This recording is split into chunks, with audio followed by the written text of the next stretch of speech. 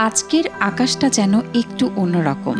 আকাশে মেঘ, বাতাসে পাতার ফাঁকে শব্দেরা ভেসে বেড়াচ্ছে।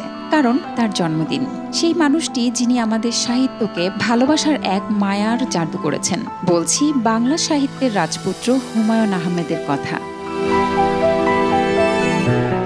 তিনি ছিলেন গল্পকার, ঔপন্যাসিক, নাট্যকার, নির্মাতা, কিন্তু তার চেয়েও বড় ছিলেন এক স্বপ্নবাজ মানুষ, যিনি আমাদের হাসিয়েছেন, কাঁদিয়েছেন আর শিখিয়েছেন জীবন মানেই তো এক রঙিন গল্প।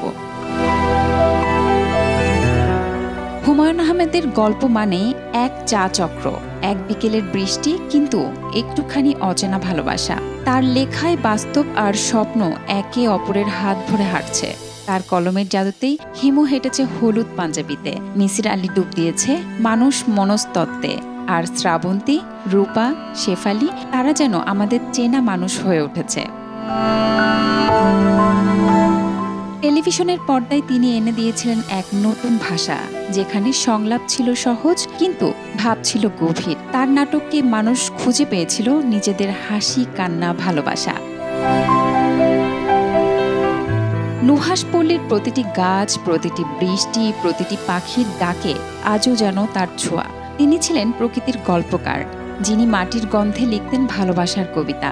তাকে বেশি অনুভব করা যায় তার সৃষ্টির ভেতর। হুমায়ূন সাহিত্যকে নামিয়ে এনেছিলেন আমাদের প্রতিদিনের জীবনে। তিনি দেখিয়েছিলেন ভালোবাসা বড় কঠিন কিছু নয়, এবং এক কাপ চা, এক টুকরো রোদ, এক চুপচাপ বিকেলই তার রূপ।